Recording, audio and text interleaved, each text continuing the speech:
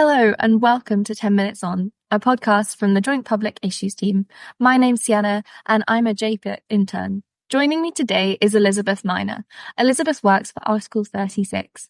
They're a specialist non-profit organisation working with governments and civil society actors to reduce harm from weapons through strengthening international law and policy. Elizabeth works as an advisor for Article 36 and is currently working on the issue of autonomous weapons, which is the subject of our conversation today. Elizabeth, thank you so much for being here on the podcast today. Thanks for having me. It's a joy. For listeners who don't know, what are autonomous weapons? Why are they being developed by countries around the world? Sure. So autonomous weapons are systems that use sensors to detect and fire on objects or people automatically after the intervention of a person.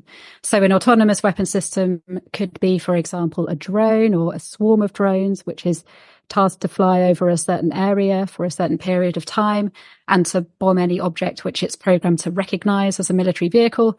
Or it could be something like a sentry gun that's tasked to fire automatically on any approaching objects with a particular heat shape that's been kind of taken to signify a person in its programming. So the exact target that's hit and when and where that happens is determined by machine sensors and processing and not by an immediate human command. So at the moment, we're seeing a move towards the development of an integration of greater degrees of autonomy and also AI into both sort of weapon systems and across developments in military practice in general. And I think this is being driven by a combination of, certain militarized states looking for what they think will give them the next edge, either geostrategically or on the battlefield, for example, in terms of speed or so-called communications denied environments, as well as, of course, weapons developers and the private sector looking for opportunities and markets for their products as well. It seems like this is an area that's constantly been evolving, but also that there's been some big leaps forwards recently. Where is the technology at currently? And also there's so-called killer robots currently being used in combat? Yeah, so the systems within the scope I just described do already exist. So, for example, missile defense systems that a lot of countries use already fall into this category of weapon systems that detect and apply force automatically. But what we are seeing now is manufacturers are advertising weapon systems with more autonomy and sophistication, and some reports from conflict zones of these products being used. So, for example, in the war in Ukraine, both Russia and Ukraine have reported using drones that integrate AI capabilities to select and engage targets automatically, though we don't know if these drones have been used successfully as autonomous weapon systems or if the functions, really live up to the producer's claims, because this is pretty hard to verify. But what I would say is that though we're not seeing yet, as far as I know, the knitting together of, for example, data from mass surveillance, facial recognition technologies, and automatic fire to suggest the more worrying end of possibilities in this area, I guess. All the component technologies are there and could be easily combined. And on this point, I think it's also really important to talk a bit about the broader developments in military AI and about what's been reported, for example, on Israel's use of AI-powered target recommendation systems in Gaza. So these are the Gospel and Lavender systems, which were reported on by Plus 972 magazine and Local Call to look up the reports. So these aren't autonomous weapon systems because there is a person who's reviewing the targets for suggestion that are suggested by these systems and then passing these on, for strikes. But these systems, they do reduce people to data points and scores. The review by users appears to have been very cursory, and the systems were reportedly used to generate, huge numbers of targets at a high speed. And all these features, I think, can really be clearly linked to contributing to massive devastation for civilians in Gaza. So I think it's clear that this quest for speed, the erosion of meaningful human control in the use of force and digital dehumanization, all of which are huge risks and I think even motivations with the development of autonomous weapon systems, as well as with broader military AI tools and developments. These are already causing, unacceptable harm that needs to be stopped in its tracks. So what if so much of this technology already exists, and if you bring the components together, we're kind of reaching new levels of weapons being used autonomously?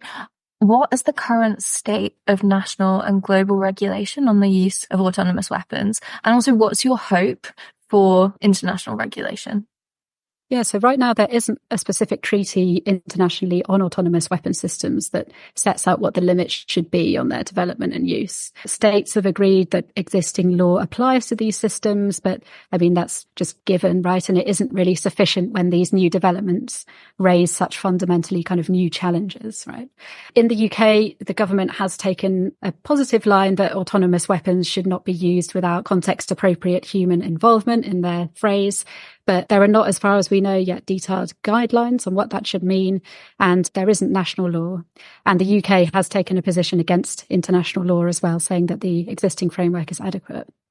Countries have been discussing the theme of autonomous weapons over the past sort of 10 years at the UN under the Convention on Conventional Weapons, at the Human Rights Council and in the General Assembly, and also recently at kind of important regional meetings outside the UN system in Latin America and the Caribbean, West Africa and Southeast Asia. And there's now around 120 countries that support the call for a new legally binding instrument in this area.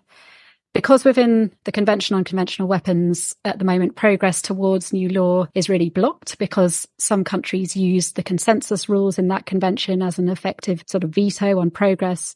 We're at the moment calling for a treaty to be negotiated by all those countries who are willing to do so in an open and inclusive forum, ideally the UN General Assembly, where action could be mandated on this.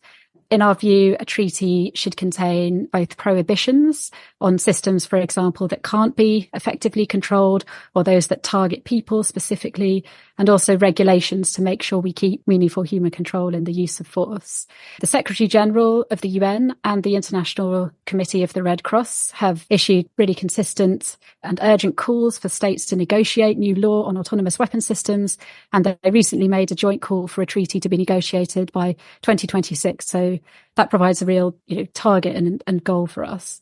Importantly, this year as well, the government of Austria hosted a huge international conference on autonomous weapon systems, Humanity at the Crossroads in Vienna, where their foreign minister called for kind of a spirit of Vienna as part of the start of a process and invoked the negotiation of previous treaties. And we hope this conference as well can be a real sort of inflection point towards the negotiation of new international law. If there's anyone listening who is wanting to respond practically in action, what could they be doing to support the cause of regulation and action on autonomous weapons or on arms control more generally? Yeah, so I think, there's lots of things we can do as individuals, groups and communities, and our actions can add up, right? So on autonomous weapons specifically, here in the UK, I think we can take a lot of steps to put pressure on our government to change the UK's position to support the negotiation of treaty on autonomous weapons, because I think it's clearly needed, obviously, in my opinion. Article 36 is part of the global Stop Killer Robots coalition of NGOs. And if you go to stopkillerrobots.org/take-action, there are lots of things there, including a public petition, which the campaign's seeking signatures on, pledges that are linked to that different groups such as tech workers, faith leaders and military people can join to kind of signal, that they don't support autonomous weapon systems and support the negotiation of a treaty. If you're a student, of course, you can raise awareness of and organise on this issue on campus and link it to a lot of other campaigns that are going on at the moment around, for example, arms exports and sales there. Parliamentary pressure is obviously really important. And at the time of recording, we have quite a new parliament with many new MPs. So please write to your MP about this, see what their position is and see if they're able to influence change in this area. Stop Killer Robots also has a parliamentary pledge, which is on that webpage, and you can encourage representatives to join that as well. And finally, if you or an organisation you're affiliated with wants to be more involved, we also have a kind of UK chapter of the Killer Robots campaign, and you can be in touch with me or in touch with us on that. Thank you so much. Those are some really practical things that we can do. And as you say, there has been some real progress in the arms control regulatory space in the past. If you're listening now and you want to find out more about Article 36, where Elizabeth works, you can go to article36.org. And for more information about the Joint Public Issues team, go to our website, jpit.uk. Elizabeth, thank you so much for this really important conversation. If you've enjoyed this podcast, please share it around. Thank you for listening. That was part one of Sienna's conversation with Elizabeth Miner. do have a look for part 2.